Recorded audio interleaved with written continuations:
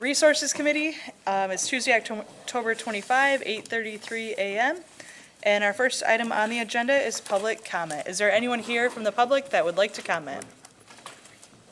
I do not see anyone here from the public. All right, our next item on the agenda is the approval of the minutes. Is there someone who could approve the minutes? Moved. Is there support? Questions, comments, changes? Seeing none, all those in favor of approving the minutes, please say yes. Yes. All those opposed, please say no. Motion passes. Next item on the agenda comes from the 17th Circuit Court in front of the court, and it's the performance measurement review. We have Andy Thalhammer here to join us. Morning. Thanks for having me. I also bring greetings from our Chief Judge, Judge Trusak, Chief Judge Pro Tem, Judge Feeney, and Presiding Judge McNabb. They consist of the leadership judges of the Circuit Court, and then obviously the rest of them. We had a meeting yesterday with them, and I told them I'd be presenting, so they said to say hi. So,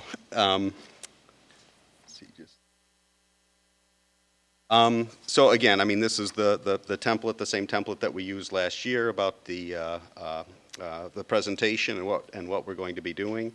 I do want to say we have not really changed our department goals. For this presentation, obviously, we've been focused on other things like digging out of backlogs and that type of thing. But my presentation today is to just kind of demonstrate that even through the pandemic and the challenges that has presented, as you know, as it has to everyone, I think we've done a pretty good job, but certainly some disruption in our ability to do everything that we would like to do and the way we would like to do it. So the metrics I pulled were from basically our highest case types, and I think that probably affect the most people within the county. First being divorce with children, and I call these clearance rates. There's actually kind of two types of clearance rates in the court system. One is basically, are we keeping up with the work? It's just a straight percentage. How many cases did we take in this year? How many cases did we dispose of this year? So it's basically similar, you know, obviously, ideally it's 100%.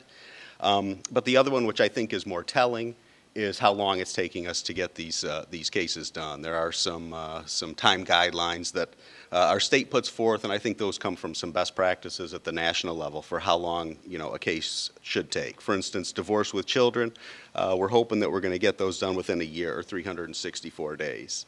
I will say that the clearance rate, the first one I mentioned, cases in versus cases out, has probably been more valuable in these past few years, just to kind of demonstrate, you know, the fact that we have been maybe not as able to keep up as well as we would like to. The clearance rate for 2021 cases in, case out was 104%. So actually we discharged a few more cases in 2021 than we took in. So definitely keeping up, at least in the divorce matters. Again, as you can see, we're a little below the red line. There is 98%. That is what SCAO recommends, or that's the kind of best standard that we would have those cases disposed of within that time. 2019, we were at 97. We dipped a little in 20 and 21. Right now, we are at 91% ongoing. It's kind of a fluid target because these percentages change as time goes by. But typically, with experience with both our divorce cases and our neglect abuse cases, those numbers tend to trickle up. The 91% becomes 92 towards the end of the year. And I don't really know why that is. I don't know if it's the timing of when we get most of these cases, but typically we go up. So I'm expecting us to reach probably that 97% this year by year's end.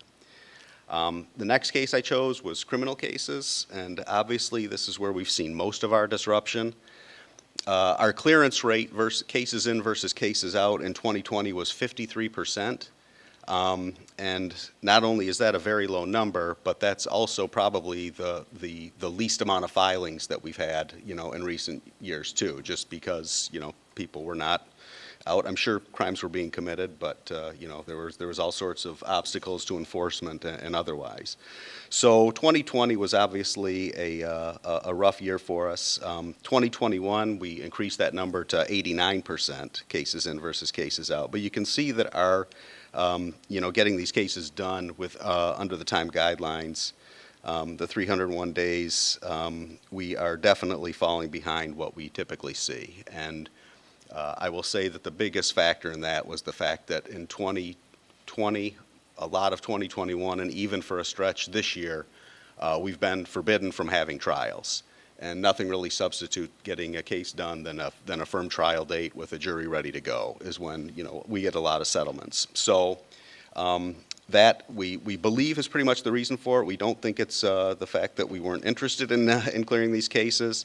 And backlog's a big issue. I've actually got a slide on that towards the end of my presentation where I can demonstrate that we're doing well with that too. All right, child abuse and neglect. Obviously, this is a very important case type to us.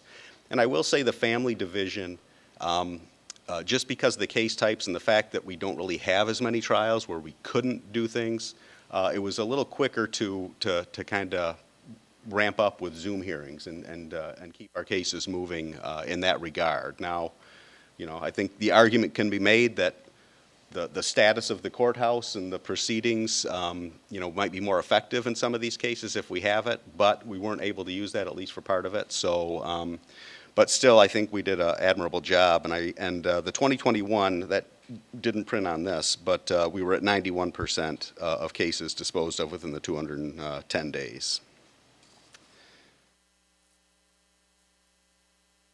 I add this for some performance.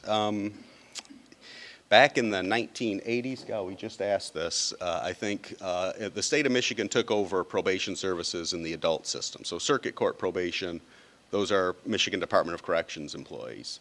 But in our state, when a juvenile is under probation or under jurisdiction of the court, in most cases, probably 95 or more % of the cases at this point, it's the county that does it. So we have a pretty robust juvenile probation department across the street. And they do a very good job. And again, it's not until I've got all these measures, as I'm sure you're seeing, and sometimes it's a pain to enter them all in, but they can be really valuable. And actually, as I was preparing this presentation, this thing kind of hit me. I guess a positive out of COVID, where I don't know if we learned this, but it certainly was confirmed. If you look at our recidivism rates, 10%, which I think is really good. I think 15% is outstanding, but we obviously went up in 2020. In 2020, a big part of the philosophy of juvenile probation is lots of contact with the kids, weekly face-to-face contact with the kids, whether that be at their school, in their homes, wherever they might be. That's kind of the philosophy. And in 2020, you'll see, not only was 2020 probably one of our lowest numbers of total filings for our juvenile delinquency programs, but it was our highest recidivism. And those were the days when we couldn't really go out and see kids. I mean, we were doing what we could with Zoom. But anyways, I think it just kind of reiterates the fact the philosophy that we're using is pretty effective in keeping kids from coming back on probation. Finally, backlog, significant accomplishments, I'm calling this. The beginning of 2022, beginning of this year, I don't know if that was our peak backlog number. It might have been higher, but that's the number I chose to start at. We were actually at 521 cases. What I consider the backlog is cases that are still pending, so we haven't disposed of them, and they're already past the time guidelines. So that 301 days that we want to get rid of a felony case, the case is open. We haven't, we haven't even started on it, so to speak. So these are not cases that were closed late. These are cases that are still open and are already late. And if you follow, the end of March, we were down to 379 cases. August 1st, we were down to 212 cases. When I typed this out, which was the beginning of the month, it was at 170 cases, and I got an update this morning that it's down to 145 cases. Me and Nick Little, who puts a lot of these numbers together, he's our trial court services manager. We kind of think if we get that number to 70, we would consider the backlog erased at that point. Now, obviously, when we first started, there was a lot of low-hanging fruit, a lot of cases ripe for settlement that we just needed to get these trials going, and we did it. So now, that number has obviously slowed a little bit. But we're pretty confident that by probably early next year, I think we can safely say that the pandemic backlog is gone, provided we don't have any more pandemics or such things. So, and then also a significant accomplishment, but obviously work yet to do.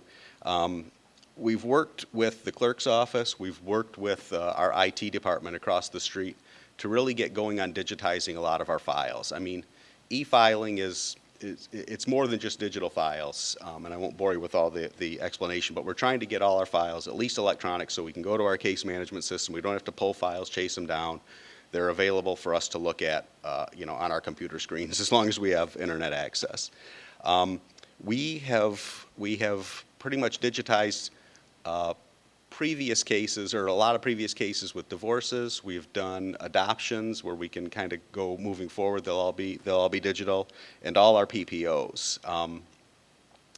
We're still working on workflows. We still need ARPA dollars to really push this as far as it needs to go. But we have really made significant progress in that regard with electronic filing, or at least with digitizing our files. But again, there is a mountain of work yet to do in that regard. And now we decided, instead of having two presentations, we just kind of combined our presentations with the front of the court. So I'd like to introduce Tracy Schenkel, who is this is 1 week and 1 day as our friend of the court, so I thought, what better way to break her in than send her in front of the commissioners to present on how we're doing. Tracy's been the assistant deputy friend of the court for a few years, and I realized when Dan left, the old FOC, I went out there, and I guess I was the interim FOC, but she was kind of the FOC during that time too, so don't feel too bad for her. She's been doing this a little longer than a week and a day, so Tracy, thanks. Thanks for joining us, Tracy. Thank you, and thank you, Andy, for that introduction. I appreciate that, and thank you for having me here today. I'm excited to be here. I'm excited to talk to you about Friend of the Court.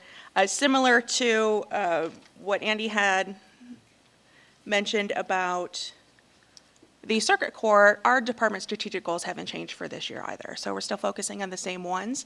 And just picked a few out this morning to share with you and to focus on, and then some corresponding performance measures that focus on the statutory duties of the Friend of the Court to really gauge how we're doing according to our statutory requirements. The first thing I wanted to just focus on was our custody and parenting time investigations. This is one of the statutory duties that we're required to do under the Friend of the Court Act. How these cases get to us at Friend of the Court is when parents in Kent County experience a custody dispute or a parenting time dispute, and those issues are in contention, then those cases are sent to our office, and they're sent by the judge through an order of reference, and we do an investigation on those cases and make recommendations to the court. So we really are in an opportunity here to be the eyes and ears of the court and provide the judge some good information about what's going on in those particular families. I'm happy to report that our performance measure here is 90% in 90 days. And what that means is we strive to complete 90% of those investigations within 90 days of the day that they're ordered by the court. In 2021, we completed 99% of those within 90 days. And what that represents, that figure represents 630 investigations. So 630 families that cycled through our office for those investigations during 2021. Another key statutory requirement that we have is to also provide child support reviews. Child support in Kent County is established by either the prosecuting attorney's office on child support issues that are initiated by the state, or in domestic relations cases that are initiated by individual citizens. Then child support is established by the court. Our job at that time, at Friend of the Court, is to do those child support reviews. Parents are entitled to a review every 36 months or on a showing of change in circumstances. Parents can show our office that there's been a change in circumstances, and we will initiate that support review process. Or parents may want to go directly to court and show the court that there's been a change in circumstances, in which case then the court would refer those cases over to us to do that child support review.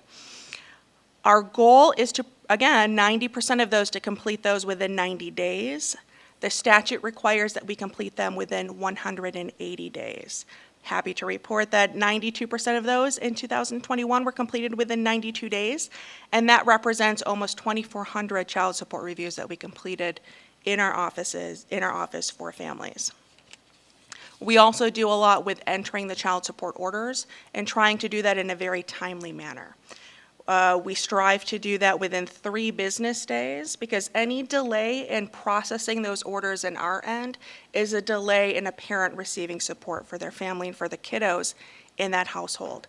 In 2021, we processed just shy of 13,000 child support orders, and we did 99.89% of those within 3 days. So I'm really happy about that turnaround.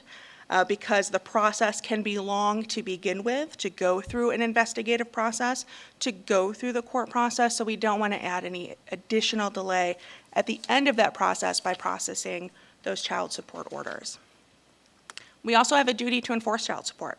When we have a duty to enforce it in a manner that's timely, and we strive to do it in ways that are innovative.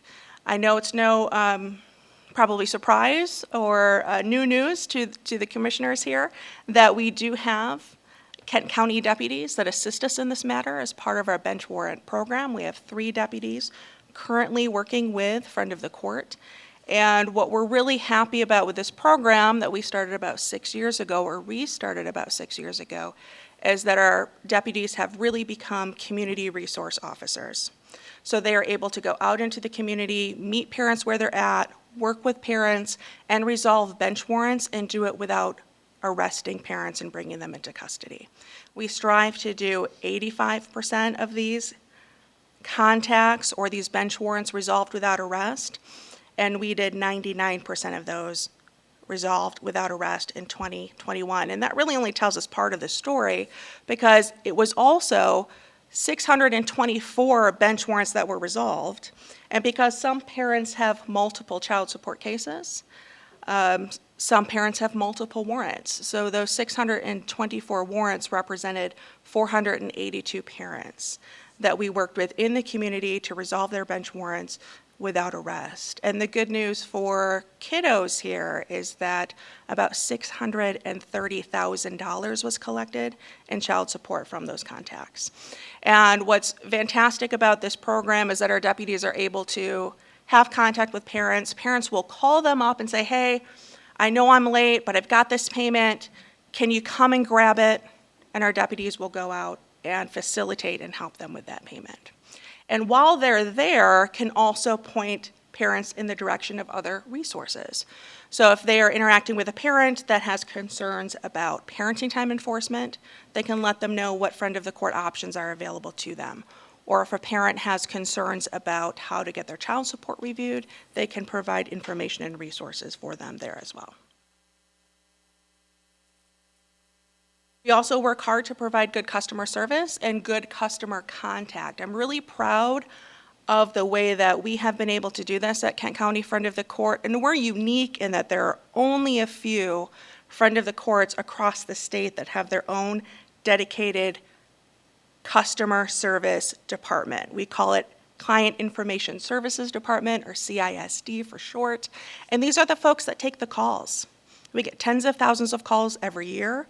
These are the folks that are taking those calls and hoping to resolve those calls on first contact without having to transfer those calls to someone else and then wait for a call back. And we all know how that goes because you've experienced this probably as a customer, that you call someone, they transfer you, you leave a voicemail, you get a call a day or two later, you miss the call, you leave a voicemail, and we just sort of get trapped in this cycle, and then those issues don't get resolved. But thankfully, our folks in CISD are, in 2021, 88% of those calls that we received were resolved on first contact without having to transfer those to another individual in the office.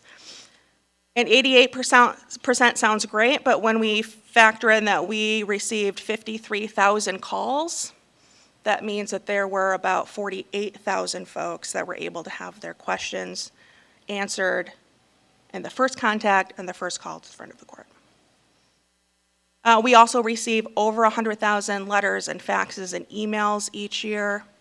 and we respond to those. We also have two-way communication. It's an online communication where parents can go in and send a message online and get an answer back online, and they get a text message notification when that answer is ready for them. It allows us to send them documents and other information through that online platform. We get about 600 to 1,000 of those two-way messages per month that we answer for parents.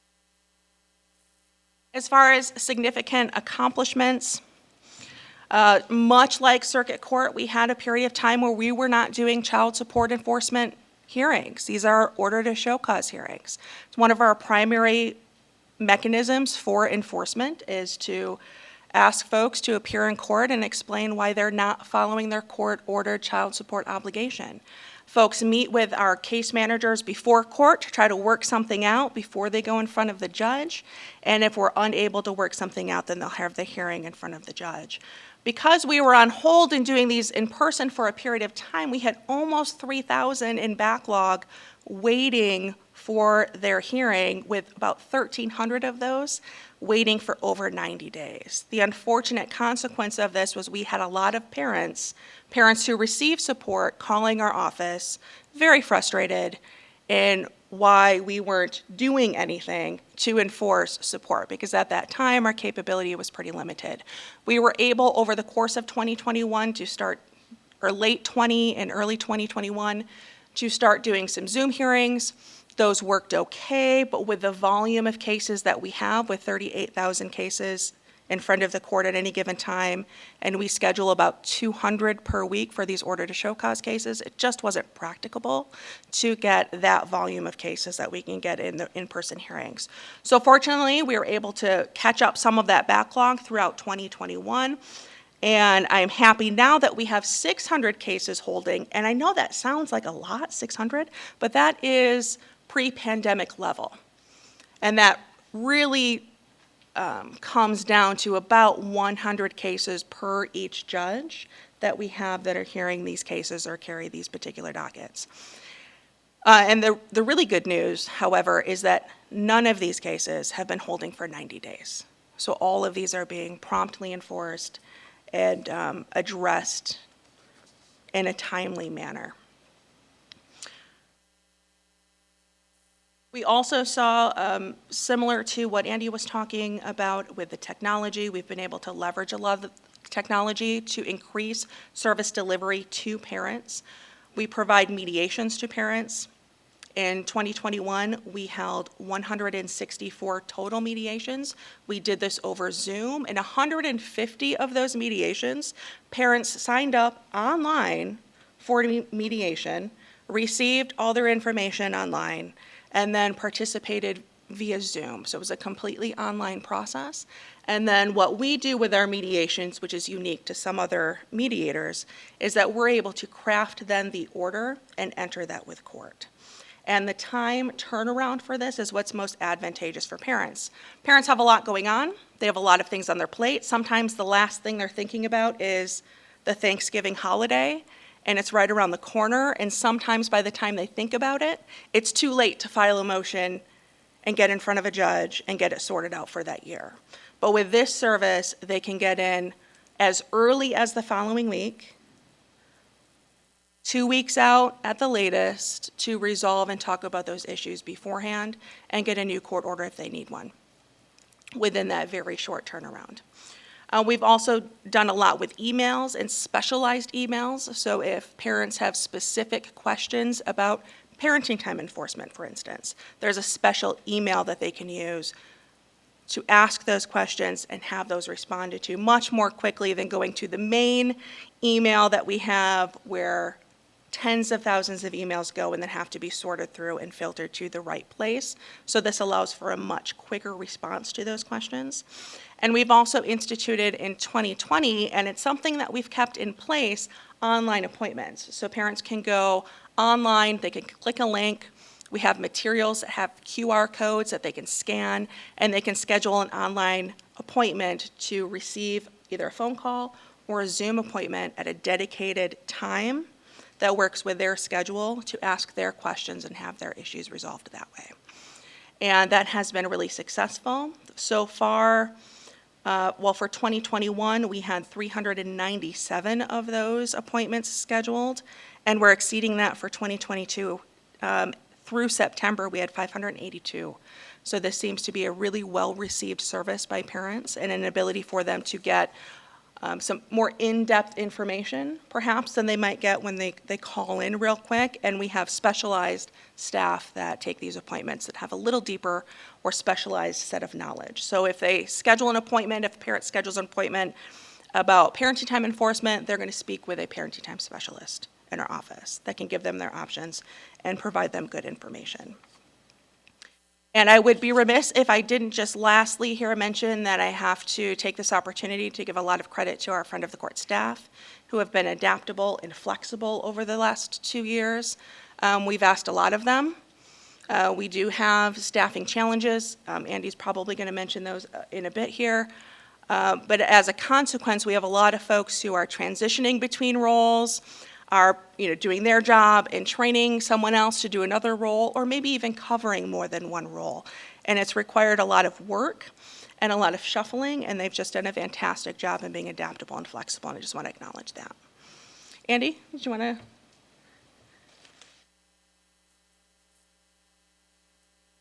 Join me for challenges and look ahead? Sure. Yep. So I don't know if there was a press release recently in our juvenile justice services right now, statewide, there's a big issue with lack of placements for kids. And as you know, we've struggled with staff at detention. Our detention numbers are high. We have probably 20 kids in there right now that are awaiting a suitable placement. The governor press release that there's a task force formed about juvenile placements. We don't know any details of that other than that task force has been named. I don't know if it's been created yet. But that is definitely something we're keeping an eye on. And then uncertainty with case management system. As I said, that we get lots of information from our friends in Lansing at SCAO, State Court. We're hearing that they're going to do a statewide system, that there's money for it. So I don't know if that's going to be required of us. Now, what we're trying to do with our digitization of files is that won't matter. I mean, it will matter. I mean, we're going to have to figure out. But it's kind of outside of that realm. So that's kind of at I guess we're in a holding pattern with that, not only to see if this new system gets off the ground, but if it does, again, basically a lot of courts have the state system, the JIS system. We do not. We're one of several, larger counties that don't. They're not even going to get to the counties that are not JIS system. I'm thinking 5, 6, 7 years probably at a minimum. So that's obviously a challenge because we don't want to get too far down the road with something if it's not going to work with the system. More difficult on us, but lots of communication, and we're trying to make getting ahead of ourselves or putting ourselves. And just briefly, from the Friend of the Court perspective, we have a lot of changes too coming at the state level. We have the Office of Child Support, which likes to issue policy for us sometimes, and because they have to do it on a statewide level and a one-size-fits-all, that doesn't always work well for each individual county. So we're working to adapt our internal processes to some of their new policies. And to change some of our processes, and they're also beginning talks about changing our statewide child support management.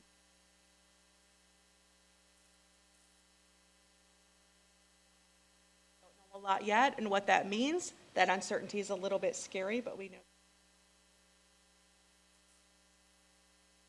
All right, so a look ahead. I mentioned e-filing before. I don't think I need to reiterate that other than, yeah. Judge turnover, it seems like I'm putting this every year. I don't think can run again. Technically January 1st. Our Chief Judge Pro Tem, Judge Feeney, who I believe is our longest, so maybe not. Out for an appeals court. Does have an opponent.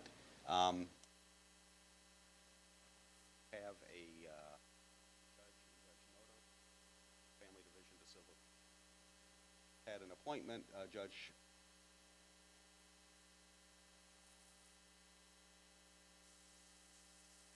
Redford and Judge Yate at the appeals. It's going to be Kent County East, West, whatever we want to call it, because we're going to have three of our former judges. I put risk and needs assessments for juveniles, and basically this is just kind of the information that we get for judges. What I should have put also is now we've got an issue with our after each guilty plea, we need to do. Department of Corrections does that through their circuit court. As I pointed out, that huge backlog we got rid of. Actually, what we did was we gave it to the Department of Corrections for all these PSIs that they have to do. So we've actually worked with them, had good discussions with them. And I will say, I give credit to our friends in Lansing at SCAO. They did find money to give overtime to Department of Corrections agents.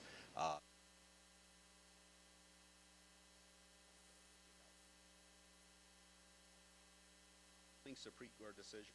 That seems to be something that I basis now. The most recent one that just came down, and this was actually from the at the federal level.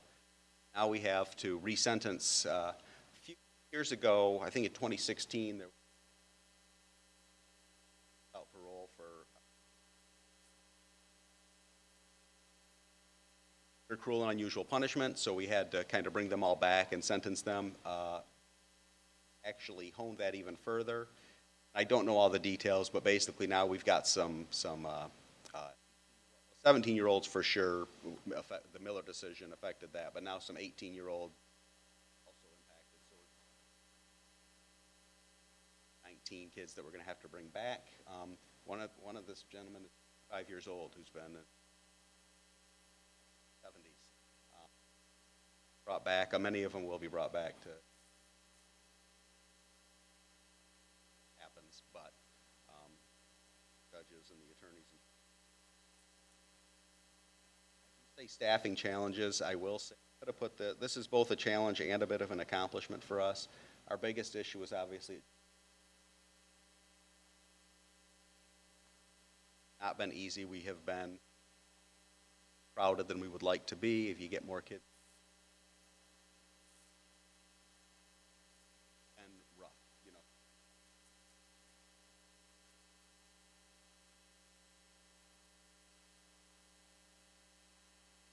We had over 30 full-time employee vacancies. Are down to 10. Strides in that.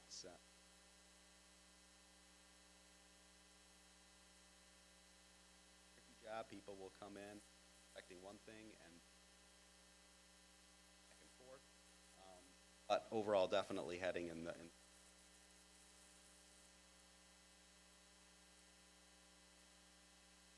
Priority release,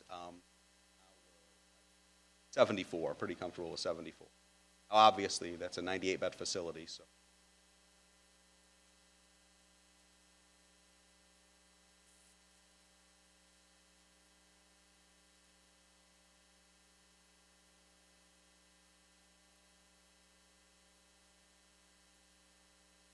And from the front of the court perspective, we experience staffing challenges as well. Most of those are, I'll get closer to the mic, Emily. Thank you for the reminder. I appreciate that.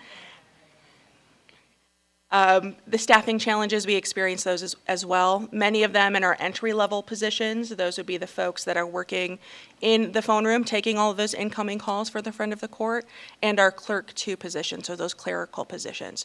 We have about 10 vacancies currently, and most of those are in those positions. So the good news and the bad news is we do a lot of promotion from those positions. So when anything opens up, we are taking more folks from those positions and bringing in more folks. And because of some of the specialized information and knowledge required for front of the court, it's about a 6 to 8 week training process to get someone in that doesn't have front of the court experience, to get them to a point where they can start functioning on their own in those roles. So it does take some time from posting a position, hiring, and then getting someone trained to start doing the work. And community outreach is a big focus for us coming up. We have relaunched our program that does the community outreaches at Friend of the Court. We started community outreaches again after having them pause since March of 2020. We started them again just this past June. We've done 17 community outreaches since June, mid-June, June 16, and we look forward to doing more of those in the future. All right. You guys have anything else you want to add, or is it time for questions? Yeah, we're happy to take questions. Great, thank you. Are there any questions? Yeah, go ahead, Commissioner Kallman. Chair,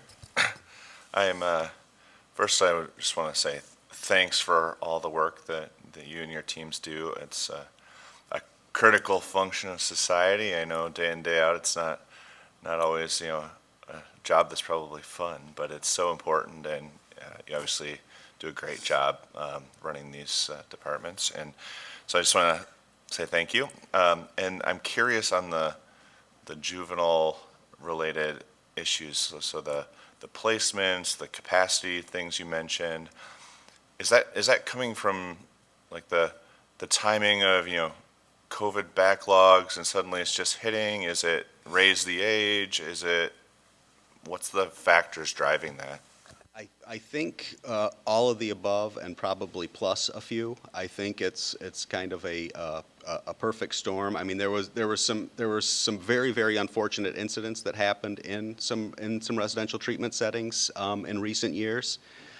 Licensing has taken a very heavy hand, and probably rightfully so in some areas. So I think that a lot of maybe the private agencies are not seeing a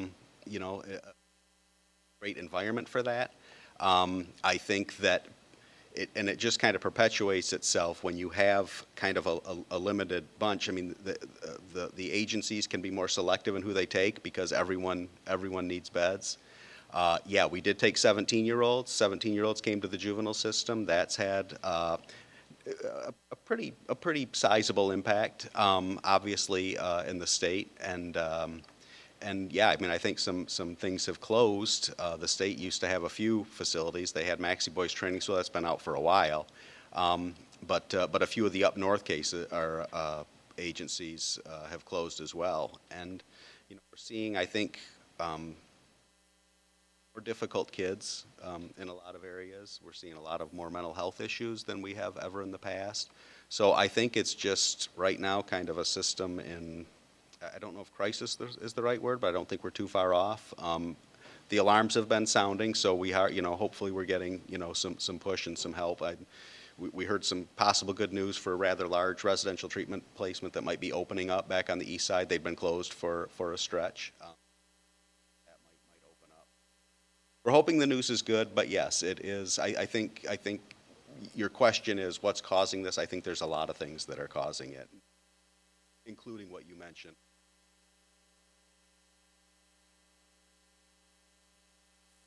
Any other questions for Andy? Yeah, Commissioner LeGrand. Thank you, Chair.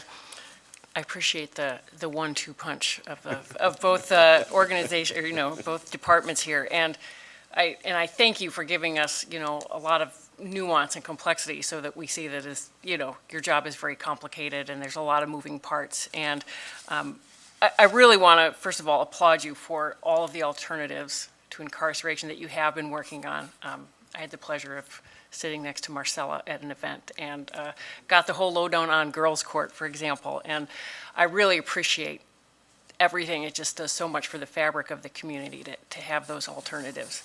And one thing I wanted to ask about in terms of the placement was I learned that there's a number of juveniles who are placed out of state. And what is the percentage, do you know, of juveniles who do get placed out of state? I actually do. I don't know if I can give you the exact percentage, but right now I believe we have a little over. I think we have 41 kids in residential treatment. Now I'm not counting. We have 16 in our own. We have a residential treatment wing in our detention, so 16 are there. So not including those. So I think we have just under 40 or just over 40 total, and I think 19 of those right now are placed out of state. So it's roughly half. It would be less than half if you included our detention center treatment beds. Okay. So for the ones that are centers, some are kind of like long-term residential, but some are simply waiting for placement, is that correct? In detention, we have a lot of kids that are just waiting for a placement, to go. So they're in detention, again, we provide services. I don't want to say they're just sitting there because they're not. We have school, we have, mental health services, and we do some groups, that type of thing in there.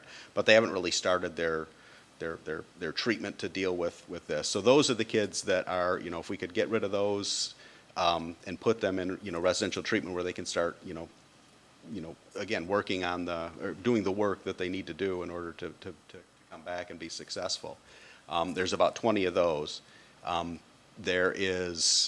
We have 16 kids that we actually run our own residential treatment programs. Those are our Delta and Pride programs, and those are in detention. That's where the 16, 8 beds in each.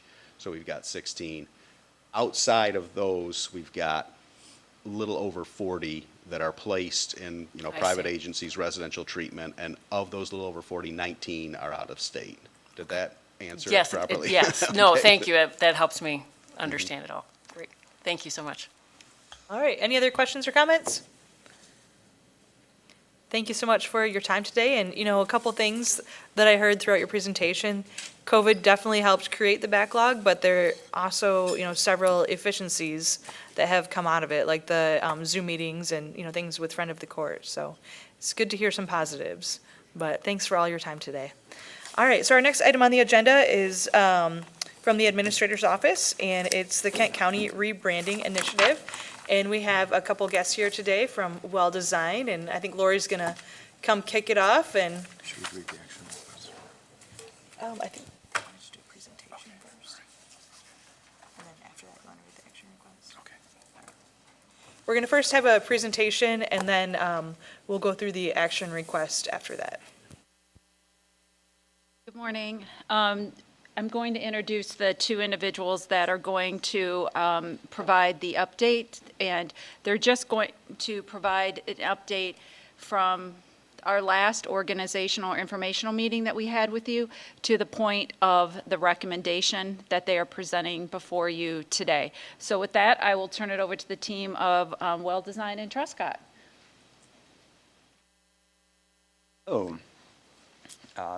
So we're just going to hop right into it. Just before you get started, I want to make sure you talk directly into the mic, so our folks Gotcha. online, you can move it if you need to. Thanks. Fantastic. Okay. Thank you for that. So today we're going to walk through some updates, the recommendations, and the next steps, as Lori talked about since our last update on this project. So a quick alignment here. Our goal for this project is to align the Kent County brand communications with the county's vision, mission, and the work it does in and for the communities that it serves. And from there, along the way, we've kind of crafted these pillars really to speak to the brand that we want to create. We want to make something that's approachable, something that is unified, and something that is flexible. And a quick touch on where we are in the process. So far, we have been through research and discovery, where we started. We worked through strategy alongside the county. Also, we've worked to develop the identity itself, right? Gone through several iterations of the brand, of the visuals, and of some of the messaging. And then we hopped into refinement from there.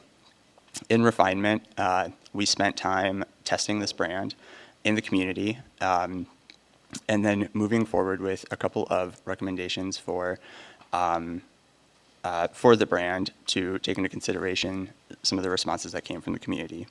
Where we'd love to move into next is execution and launch. That asks, how do we effectively build this brand? And then we work through those brand touch points and then a larger launch strategy alongside the county. So what we've done since our last meeting here, since our last update, we have gone through that brand testing, those visual refinements, and those messaging refinements, and we're going to kind of go through all of those piece by piece today. We're going to start here with brand testing and those focus groups. A real quick touch on focus groups.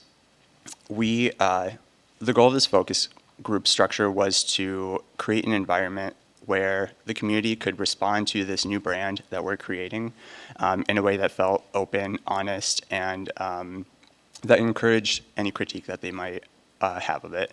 We did this by spreading out these focus groups across the county. So we held these in Rockford, Caledonia, Grand Rapids, Wyoming, and with the Hispanic Center of West Michigan. These focus groups were held at public libraries with the intent of those being neutral meeting spaces. We provided food and water, and all of these meeting spaces were kind of within view of the children's play areas, just to make sure that we could accommodate parents as well. We held these around 5:30, 6 o'clock, so we were very conscious of kind of those after-work responsibilities and trying to make sure that we had as large of a turnout as we could. We also worked alongside the county and its DE&I partners to help us kind of form some of these focus groups and with that outreach, and alongside the Hispanic Center for outreach to some of our BIPOC communities. So the focus groups themselves were split into 4 different parts. One, the introduction to the project, a card sort exercise, the reveal of the updated brand, and a final alignment exercise. The introduction to the project really just introduces people to where the Kent County brand is today. What are some of the pieces that they might see floating around, showing them the existing seal, various logos of the departments, and so on. From there, in the card sort exercise, we give them the various values that we've kind of been working with along this project. So through the earlier rounds, we've kind of always held some of these values from the strategy in very high regard as we're crafting the visual identity. We allowed participants to rank those values in order of importance and priority. They worked as a group to do that. From there, we reveal the brand. It was important to us that we don't give them, we wanted to give them realistic context for this brand reveal. So unlike these meetings, they didn't really get the whole spiel, the whole walkthrough of all the kind of background parts of the brand. They just saw the brand and its various elements, and then from there, we're able to respond to it. We help them understand what context they might see this new brand in, specifically to say that the seal is not leaving. This is a brand that's working alongside the seal. But other than that, we let them form their own opinions of the new overall county branding. From there, after they've seen that brand, we walk them through a final alignment exercise. We look at those prioritized values that they made, and then they move them on a scale to say, is this new brand that you are looking at better aligned with these values or worse aligned with these values? And that, from there, we kind of have the big conversation. We facilitated any kind of sharing. We asked some specific questions about the messaging, the visuals, and that's kind of the majority of that focus group. From there, we have a lot of top-line takeaways. Number one, first and foremost, responses to the brand were overwhelmingly positive. It resonated across various groups and was overall very well received. The brand's ability to connect and create cohesion among the various departments and agencies was seen as a strong benefit. This was called out, pointed out by several residents multiple times, often without prompting. Most participants found that the new brand was either neutral or well aligned with the values outlined in the strategic plan, so we didn't see anything kind of falling to the wayside when it comes to the values. And then participants saw the new brand as a sign that the county is moving forward, modernizing, engaged, and making other improvements, and signaled, in general, bigger changes from the county. We also saw that participants were very comfortable with the Your Place message. That was something that we specifically were testing here. Nobody expressed any offense or negative interpretation of the messaging, even when prompted to discuss it. Most of the time, people took that visionary tagline and were very good about it and good with their reception about it, or didn't comment on it. And for those that didn't comment, we made sure to kind of ask specific questions and dig in about how they felt with that vision. Only one group had a strong issue with the concept of the county as your partner, but it did give us some nice insight into how we might structure the messaging around the idea of being a partner. And we'll see that in some of these next steps. So moving forward from here, we've got two kind of big picture items. One, some visual tweaks. We didn't really get a live critique on the brand overall, but there was one very specific piece, which was the shape of the K. It felt a little too curved. So we're going to look at that kind of update in a second. And we've also got messaging considerations and refinements. So from here, we really want to focus on creating a solid brand rollout, and that really includes a structured messaging plan. This is going to include guidelines and recommendations on how we use that your partner messaging, and it also includes refined Spanish language taglines, which we are still in the process of testing with a larger community. I'm going to walk through some visual refinements here really quick. And I guess we'll play a game of Spot the Difference for a second. Really minor tweaks.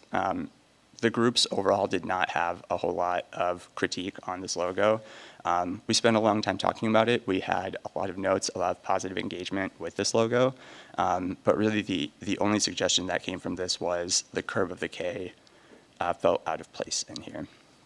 So with that adjusted, we see this brand come back very much in full colors, still resonating with the colors of the seal in this updated palette, focusing on all of that kind of same imagery that we have been using along the way. And then just another slide of some of those contrast levels. From here, I'm going to pass it to Amy from TR to talk through some messaging refinements.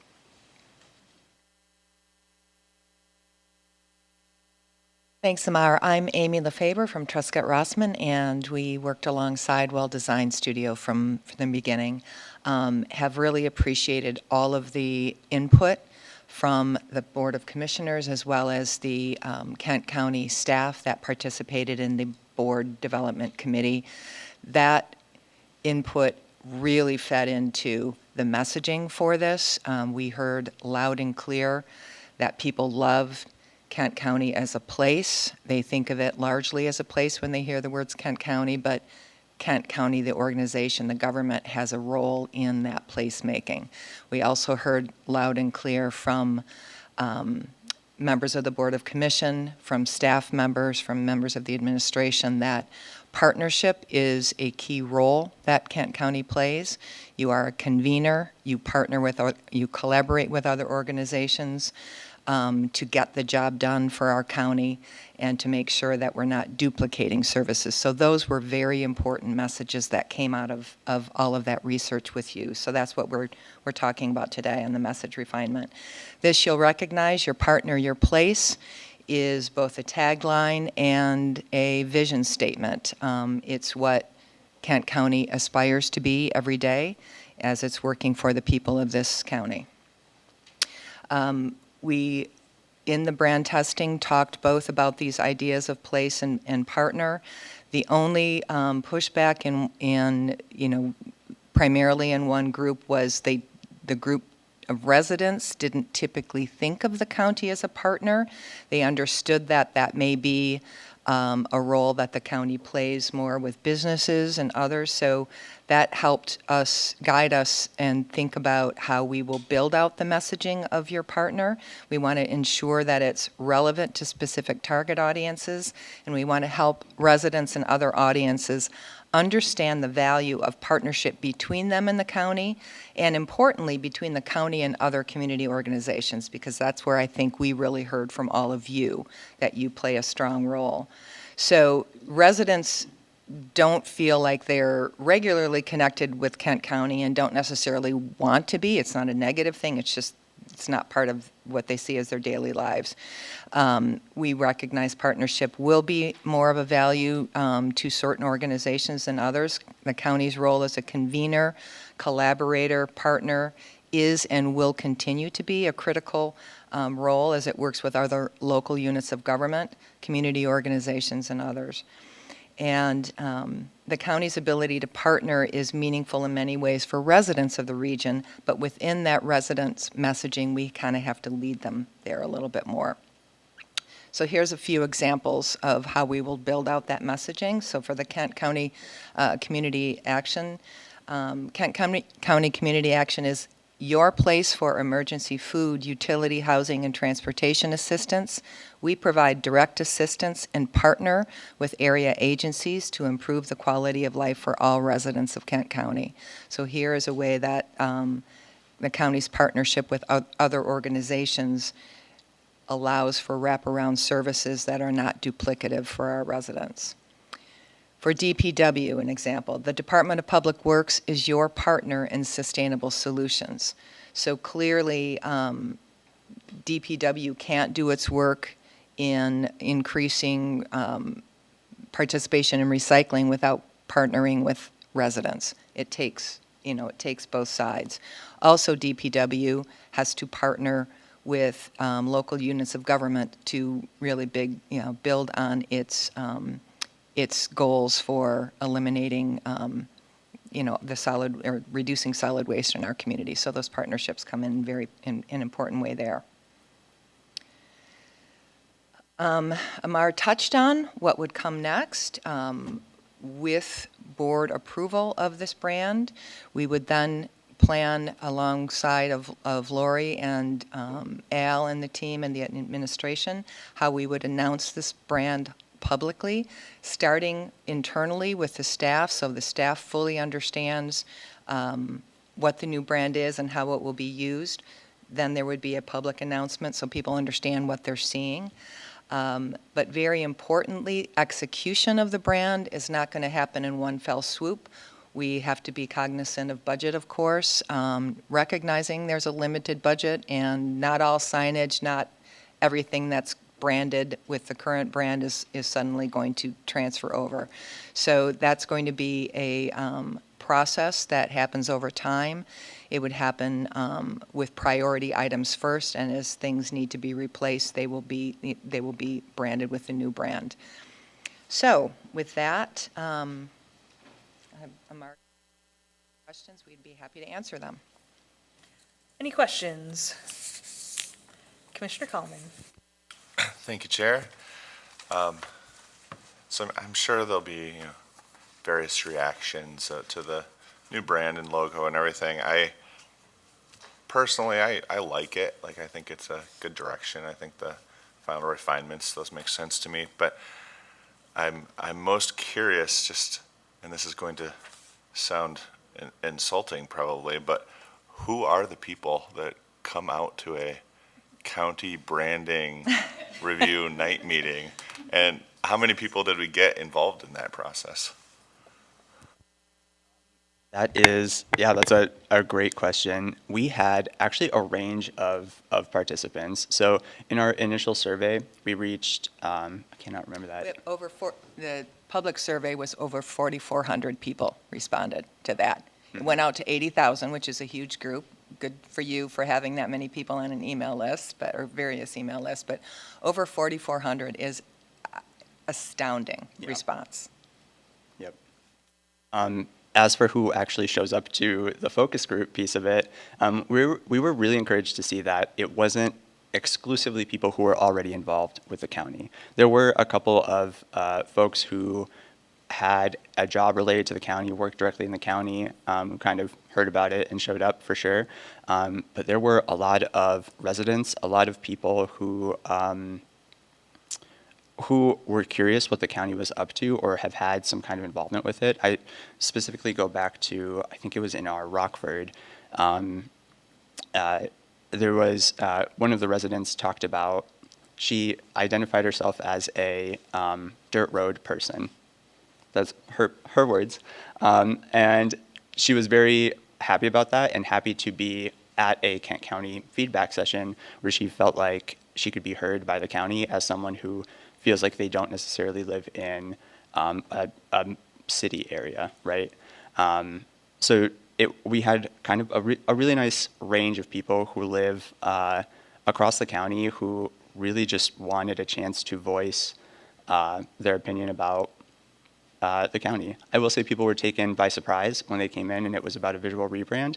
But we didn't really get stuck in a lot of overall county feedback, if that makes sense. It was much more brand focused, a lot less complaining about the county. Yeah. Are you able to? Sure, yeah. In each session, I think we capped it at 10 people, and I think we generally had anywhere between, I think we had probably an average of 6. That's a guess off the top of my head. I would have to check our actual numbers there. If you want them done. All right, any other questions? Commissioner Burrow? What time of day did you have those work sessions at? Yeah, so they ranged from 5:30 to 6 o'clock is when they would start, but we allowed folks to walk in as it was ongoing. You know, I think your K is, the update on that is much better. I see an R in the previously, every time I look at it, I see an R. I think it's okay. Again, it's not my favorite, again, it's better than what it was. It's okay. So, that's my opinion. Commissioner Hennessy? I really like the idea of having a logo and a rebranding, and there's a lot that I like about the colors, the framing that I do see. I was at all of the commissioner sessions that you held, and at the very first one, there were problems with the K inside of this open square, and I don't see where that is resolved, and I'm having real trouble with that. I have a very visceral reaction to it, and it was mentioned at the very beginning, and I just, and we didn't see it again until we got here today. We had lots of words about it over the weekend, but didn't see it again until we got here today, and I'm having a hard time getting past that. So the changes to this iteration, this iteration of the logo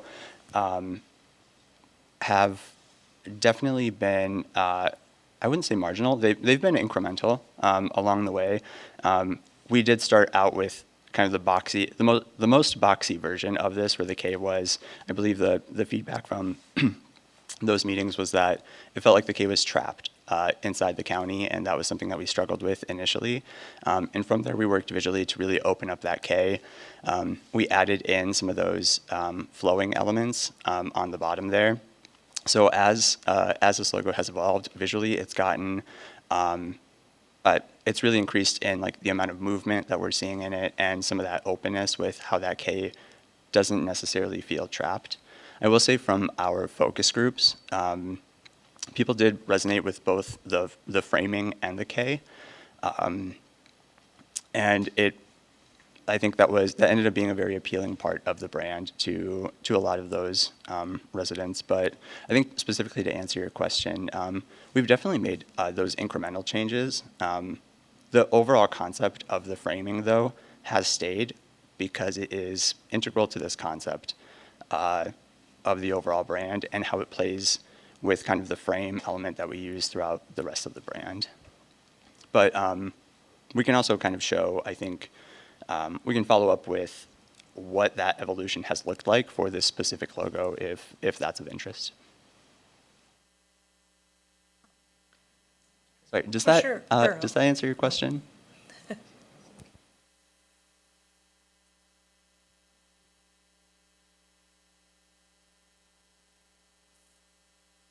All right, Commissioner Burrow. Yes, and this is probably more for staff. What's our overall thought on cost to implement a new branding strategy? I think that's pretty important for something that, could potentially be around for a long time. And I think that we'll do that within our existing budget in the future. How we may need some more money to implement, but for the most part, we print off our own letterhead right at our computers, so it's simply putting in a different template. We do have a budget, each department, for things like business cards and that sort of thing.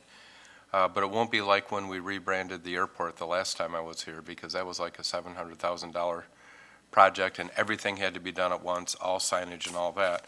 Plus, it's important to note that it isn't like every single one of our 25 areas of the county will be going with the new brand, at least right away, although we have had some encouragement from one of our elected offices that they plan to go with that right away. Most of the administrative offices will.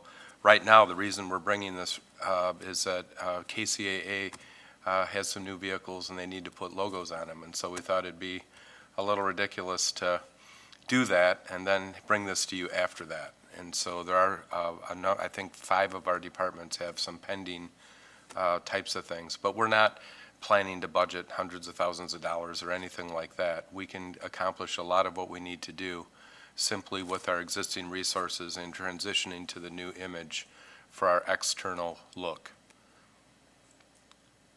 And even though it's in the action request that I'll read soon, I think that it's important to note that the county seal will still be used to stamp documents and for very official kinds of things. But the intent of this is to reach out to newer generations and give the county a new look as we market our future, because we are the fastest growing county. And we do have a lot of great things going that way. The other thing I'll mention, this is kind of a scary venture. I did this in Ottawa as well, and it's like standing on a cliff and jumping off and hoping there's water when you get down there, because everybody has their own idea of what could look good. And I will say this, I think Kent did a much more thorough process than we did in Ottawa. As far as the surveying, going out to 80,000 people, getting 4,400 responses, doing the focus groups, assimilating all that, changing as we went. So I'm really kind of a fan of this process, which started well before I arrived here. And so I'm hoping you'll support it. I think that it's a very difficult thing simply because we all have our individual idea of what a brand should look like, so. Yeah, thanks, Al. Any other questions? Commissioner LeGrand? Thank you, Chair. Yeah, the one negative that I heard about this brand, and it was not one that struck me, but was that it looks like a gallows and someone hanging. And once I've seen it, it is hard to unsee. Did you have any feedback on that? Did you get nothing on that? And I know that when we had our commissioner sessions, we saw this a lot more with the departments, and you haven't showed us any of that today. And I thought I remember it being effective with like Department of Public Works or with the parks, and I haven't seen any of that. And to me, that sort of softened. Now that, again, that I'm looking at it, it looks like the old game of hangman that we used to play as kids. Do you have anything on there that you can show us of that? Well, first, we should answer your question Yes. definitively. No, that did not come out in Okay. any of the focus groups. Nobody brought that up or had a concern about that issue. So I don't know if we have slides that we can show. Any of the Because you had shown it in a more incorporated fashion with the various departments and. Yeah, I guess, do we have that on this? We don't have, we can Okay. send it to you and just No, so I've got it elsewhere, but. And just, I think one of the things that is in the brand launch and execution is that we do have to work with the various departments. Some are very easy, like KCAA, parks, but others like Health Department, Veterans, some of those will still need some work, but we can certainly send out kind of a template of what we're envisioning for it alongside this incremental change. Thank you. On Commissioner LeGrand's statement there too, I was the one that recognized that, design, it reminded me of Hangman in some aspect. But, I feel like with the river waves aspect on the bottom, that's really softened it a lot, and even the shape of the K has improved. I would like to see, more of the department stuff, so, when that's available. One question I do have too, on this page, there's the, color variation. Is that showing like the color chart or what, colors are gonna be part of the brand? And I'd also be curious to see like a mock-up of what like our website could look like, if there's anything like that. It's not gonna make a decision, voting on this later today, but, just out of curiosity, is this, banner all gonna be part of it, or what? Could you maybe describe what it potentially could look like? Yeah, absolutely. So to start with the colors, this is kind of the overall color palette that we have been working to refine. The original intent here is to draw from the existing colors. because we are keeping the current seal, we also have to deal with the blue of the seal, right? That was kind of an original problem that was brought with this brand, that the blue prints purple. Along the way, we've worked to add a lot of color and saturation to those, to the overall palette of the county. So this is the proposed color scheme. Obviously not with, there might be some final tweaks once we get into all the technicalities of the color, but nothing surprising down the road about that. What you're looking at, this screen, is what we like to call a splash screen. The intent here is to deliver the overall mood and atmosphere of the brand in kind of one fell swoop. So nothing that you're looking here is nothing that you're looking at is a proposed design. They're just brand elements to really highlight some of the pieces of branding that we're bringing to the table. When it comes to that website design, absolutely. As we've gone through, and same as those departmental logos, what we've done is test the brand visually alongside some very real components that it might execute into, right? So departmental logos being kind of one of the bigger pieces of that.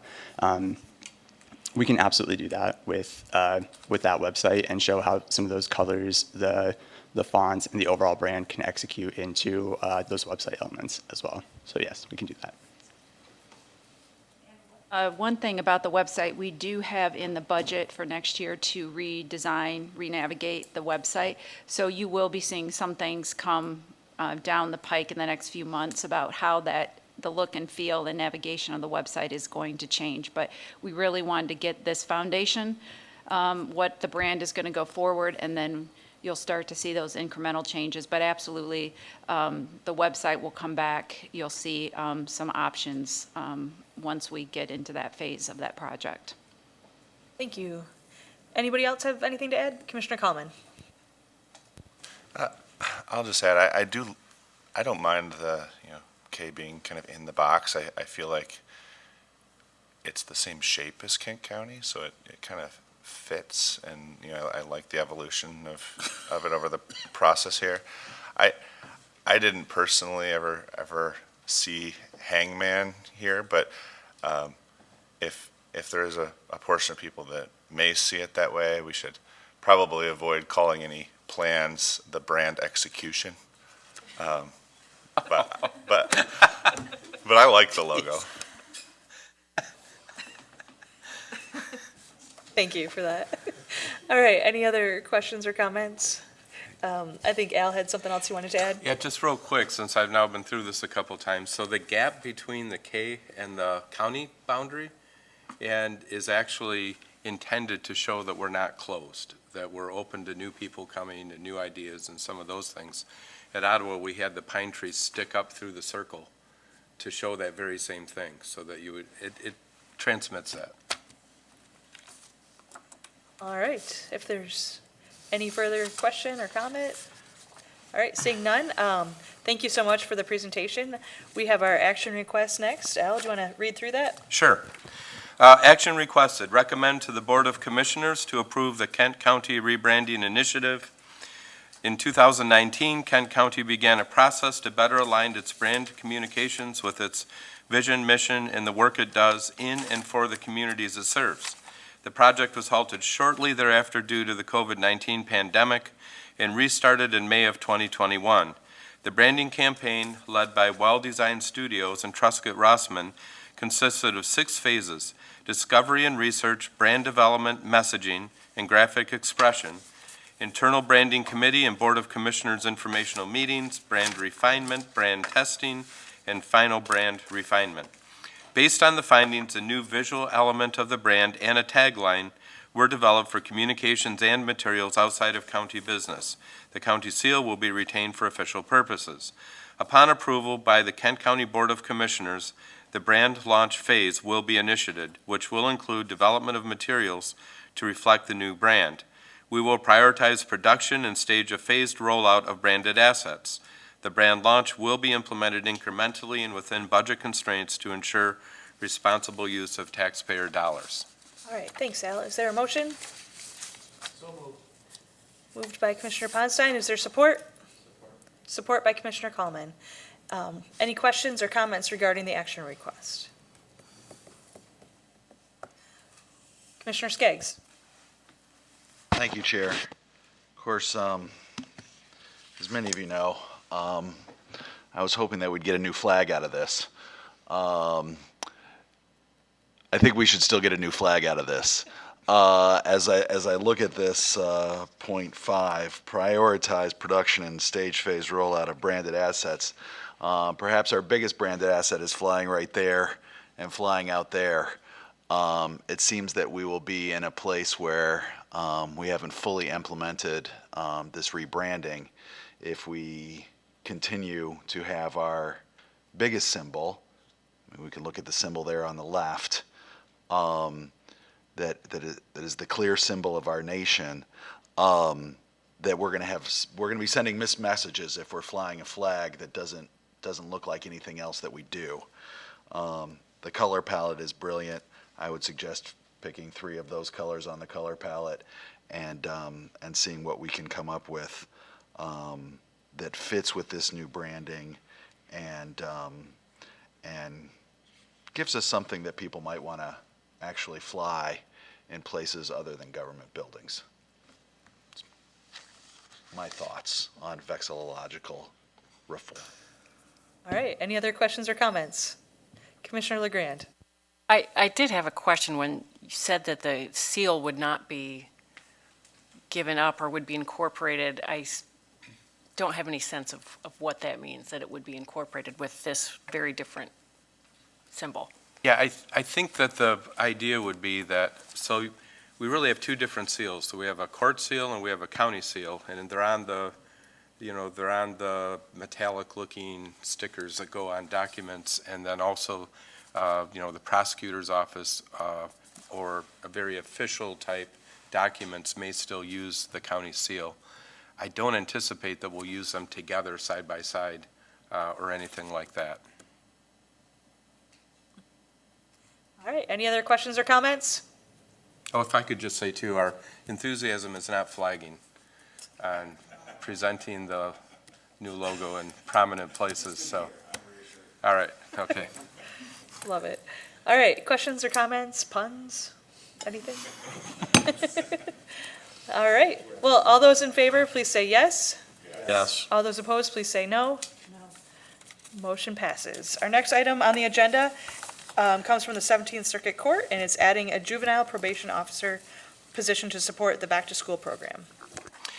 Action requested, recommend to the Board of Commissioners to accept a $100,000 grant awarded by the Bureau of Justice Assistance, Office of Justice Programs, U.S. Department of Justice, DOJ, and administered by the Michigan State Police, and add a full-time juvenile probation officer position at the Circuit Court.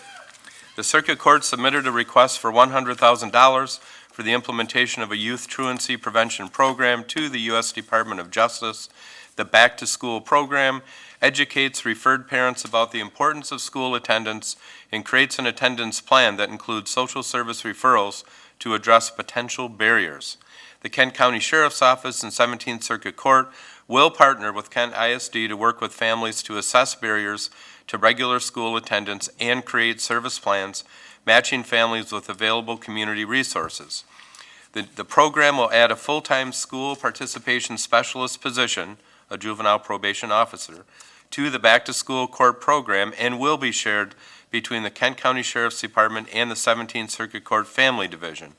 The school participation specialist will be assigned to families to help assess barriers to regular school attendance and create service plans, helping to match families with available community resources, including parenting education and counseling services available through the existing family court diversion program. The annual cost of salary and benefits for the new position is $90,724. The remaining dollars will fund program supplies and administration. The grant was submitted to the DOJ on July 29, 2022, and the grant agreement was received on September 28, 2022. The term of the grant is October 1, 2022 through September 30, 2023. Prior to signature, Corporate Counsel will review and approve all documents. If funding is eliminated or decreased, the position will be eliminated unless continuation funding is approved pursuant to the fiscal policy on grants, contracts, and donations. Thanks, Al. Is there a motion? So moved. Moved and supported. Questions, comments? Commissioner LeGrand. Thank you, Chair. We have had a truancy court in the past, is that correct? Yes, that is correct. We do have a truancy court operating with Judge Feeney. The issue that we've come is that we really don't have anyone to, I guess, really follow through to make sure these services and the parents are getting where they need to be. So it's really kind of been, they come to court, and if that doesn't have the impact, then, you know, it hasn't, we haven't seen as much success. So to give it, I think, the true honest effort it deserves, we need a staff person to really kind of follow these cases. and Great, make so this sure is that like a things are going. follow-through, and it's kind of hand in glove with the court. Excellent, thank you. Thank you. Any other questions or comments? Commissioner Skaggs. Thank you, Chair. So this is available to all residents of the county, right, and not just those in the sheriff's zone? Correct. It is, we have started, it's just with the Grand Rapids Public Schools. They're kind of our referral source right now. We are looking to expand that, but we kind of wanted to, they're our largest truancy referral source as is, so that's who we're doing now. We're not eliminating anyone, but though, that's typically where we're getting them. But we are working with the ISD, so it will expand eventually. But when we get a lot of truancy petitions in this one person, so this is kind of a small startup to do this. Okay, and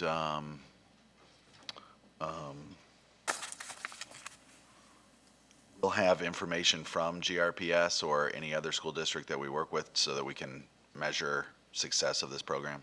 Oh, yeah, we're definitely keeping track of the impact that we're having. Okay, great, thank you. Any other questions or comments?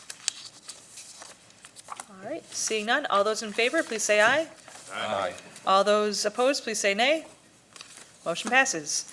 All right, next item on the agenda is Commissioner Miscellaneous. Is there any miscellaneous?